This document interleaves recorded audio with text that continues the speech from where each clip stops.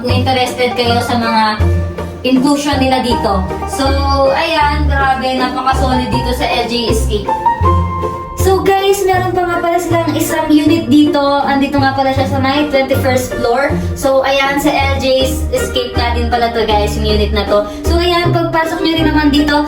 Nga pala guys, ito kasing unit na to, 1 bed with 1 balcony lang siya. So ayan, pang friend lang siya, ganyan, no, kaya pang magjojowa. Pero kasi kung gusto niyo ng family size, nandun sa may 20th floor. So ayan, pagpasok niya, ito din yung makikita nyo, meron ding lagayan ng mga basang hinugkasan. So ayan, kumpleto din sa gamit. Ayan din mga condiments nila, libre lang yun guys. Tapos, ito lagayan ng mga essential yan guys. Dito din, ayan, mga pinggan.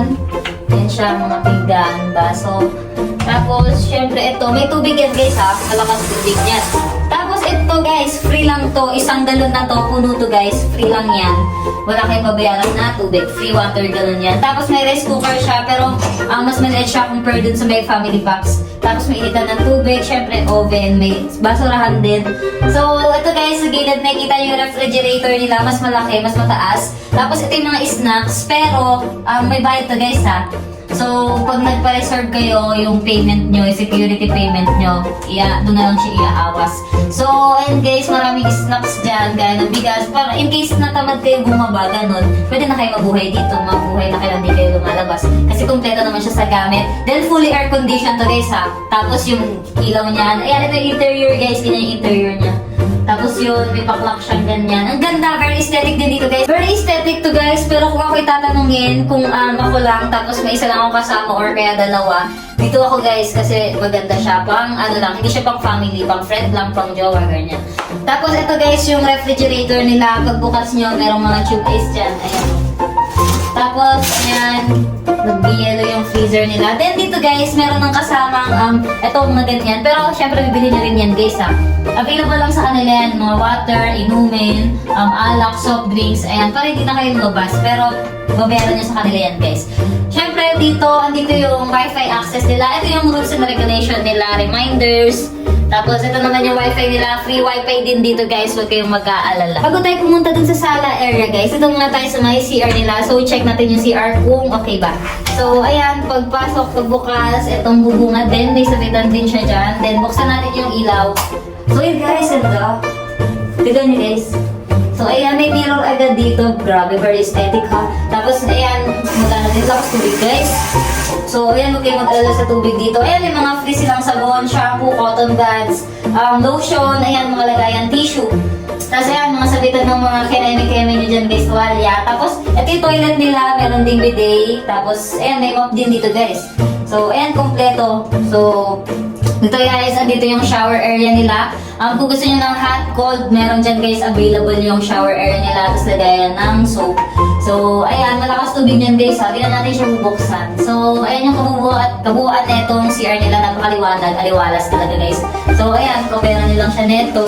So, ayan guys, ang ganda. May outlet din dito guys. So, may outlet din. Kung gusto nyo mag-chargeable, ligo kayo, kaya mag-CR kayo, lagay nyo dyan.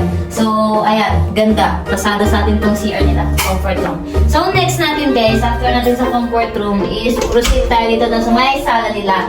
So, bago kayo makating ng sala, meron silang artificial na ano dito guys, so halaman. Ito guys, yung TV nila is meron din Netflix, YouTube, kung ano man gusto nyong panoorin, Spotify. Tapos guys, kung ayaw nyo naman ganon YouTube, pwede kayong manood ng TV lang. Ayan, meron din. Syempre may extension din guys. At ang video kay hindi siya mawawala. May sariling video kay din dito guys sa may 21st floor nila. So, ayan, merong lagayan din dyan ng mga sandals nyo, rubber shoes nyo, ganyan. Tapos guys, pag luminag kayo dito sa right side nila, andito yung painting ng barko. Ang ganda. Ganda guys, legit. Ganda. Shout out sa nag-paint niyan. Ang ganda. Tapos ito yung interior nila. Ang ganda din to guys. Pang ano siya, pang hotel, ganyan. Etong sofa nila guys, ayan, naupuan nyo siya dyan kung kakanta-kanta kayo noon. Pero kung matutulog na kayo guys, pwede yan malatag. Magiging sofa bed yan. Malaki yan guys ha, parang accommodate niya to yung space dito. Sofa bed yan, then merong teddy bear din na malaki dito. Tapos pag gumilid kayo dito, andito na yung one bed nila guys. Syempre may door yan. Sa sahig, merong carpet. At grabe, very aesthetic din to guys. Air condition, syempre. Tapos, yung wall nila, very aesthetic. Ito mga patungan ng gamit. Ito yung remote ng aircon. Pwede kayo magplansya. Ayun yung plansya guys, sa baba meron. So, ito guys, ito yung aparador nyo. Ang ganda ng aparador guys, ha. So, ayan. Bet ko tong aparador. Ang sarap iuwi. So, ayan guys, may mga hanger din dito. Ayan, kung meron kayong mga formal na damit or ayaw nyo malukot, pwede nyo yung hanger dyan. O kaya kahit tuwalya nyo, pwede yung hanger. Tapos, yung mga gamit nyo guys, pwede ilagay dito. So, ayan, mga drawer lang siya, ganyan. Itong drawer guys, so may mga laman siya ng bedsheet, mga tuwalya. Tapos, itong kama nila guys, 2 to 3 person ang kasya dito, pero 2 person lang talaga siya guys. Itong kama nila. Kasi 1 bed lang to. Tapos itong paintings, ang angas din na itong paintings guys. So, mahilig guys sa mga ganyan. Ang ganda. Pati yung curtain nila guys, ang ganda. So, ayan, syempre, ayun yung tuwalya. Ito yung itsura, kabuuan ng kwarto nila guys, 1 bed nila. Tapos, sa ilalim, may extra pa palang higaan, guys. Ayan, o. Takin natin siya ng konti para makita nyo, ah. So, ayan, may extrang higaan in case na may kasama pa kayo. Kunwari, dalawa kayo ng jowa mo, tapos may kasama kayo isang kaibigan. Pwede siya dyan sa sahig o kaya kahit sa niya ilatag, pwede.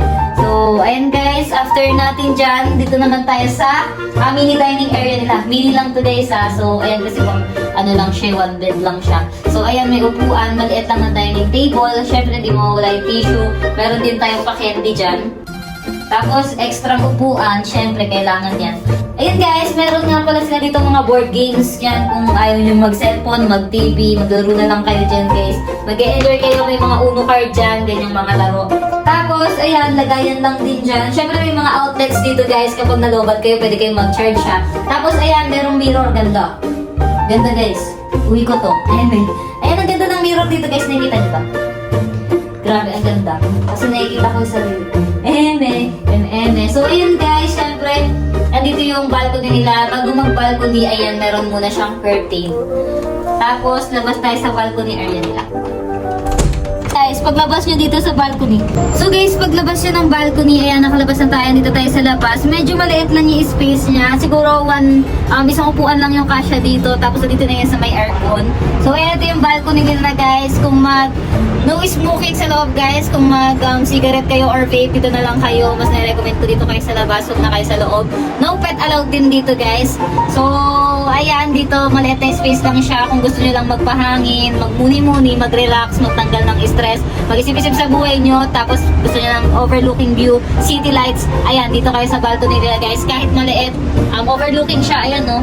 Akala nyo nasa ibang bansa kayo, di ba? So, ayan, din nyo, makikita nyo dito guys. 21st floor to, kaya medyo mataas na siya. So, ayan, ang taas oh. Ganito lang siya kaliit guys, yung balcony nila. So guys, ito nga palang 21st floor nila na unit. 4 packs with 1 visitor lang to. So ayan, kaya medyo sakto lang talaga yung sizing niya para sa 4 packs. Tapos may 1 visitor. So guys, is yung presyo pala nito, nag-i-start lang siya sa 2,000 pesos. So sa 2,000 pesos nyo, pwede na kayo mag-staycation dito sa LJ Escape.